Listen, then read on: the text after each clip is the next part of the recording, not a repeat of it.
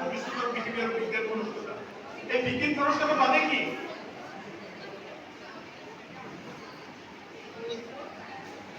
আমি এটা কথা বুজা দৰকাৰ যে সমাজৰ বিভিন্ন ধৰণৰ মানুহে বিভিন্ন ধৰণৰ বাৰ্তা প্ৰেৰণ কৰে।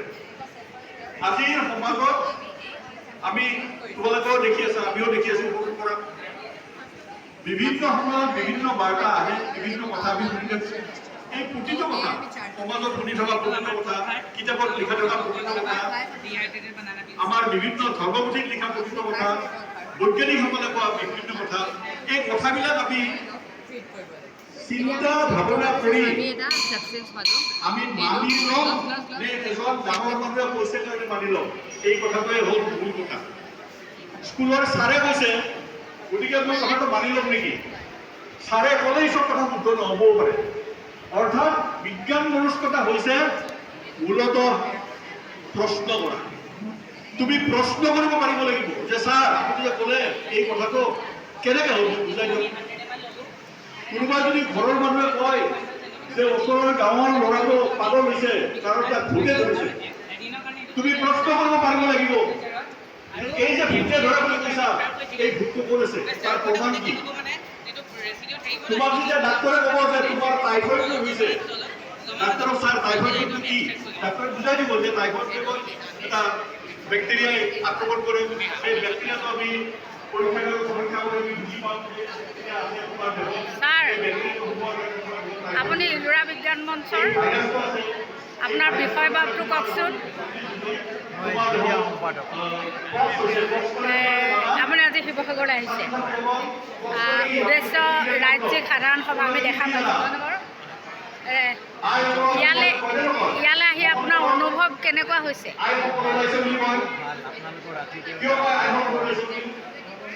আয়োজন ব্যৱস্থাপনা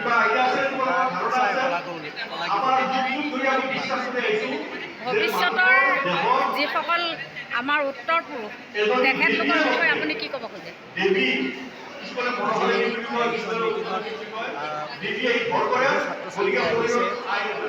আমাৰ বিশ্বাস এই ছাত্ৰ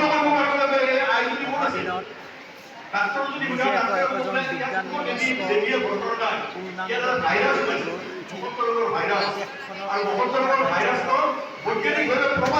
ইলোৰা বিজ্ঞান মঞ্চৰ মূল উদ্দেশ্য কি? ইলোৰা বিজ্ঞান মঞ্চৰ মূলত চাৰিটা বিষয়। বিজ্ঞান মানসিকতা পৰিৱেশ সুৰক্ষা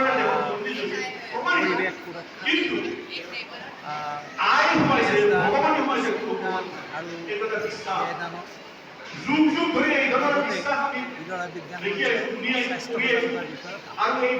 আমি যেতিয়া ইলোৰা বিজ্ঞান মঞ্চৰ কথা কওঁ তেতিয়া এতিয়া আমি অনুভৱ কৰিছোঁ যথেষ্ট সংখ্যক মানুহে আমাক হেৰি দি আছে।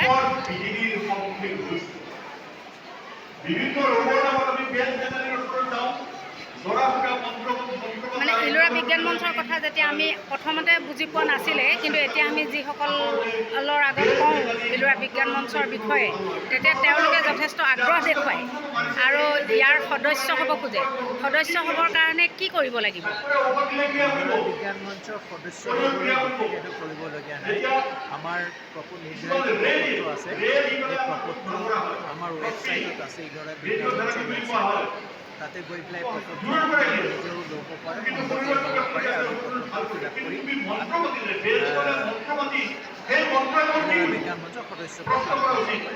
কথা হ'ল তাৰ মাজত যদি বিজ্ঞানৰ কাৰণে কাম কৰাৰ আগ্ৰহ, বিজ্ঞান মনস্কতা প্ৰচাৰৰ কাৰণে কাম কৰে, আপুনি বিজ্ঞান মঞ্চৰ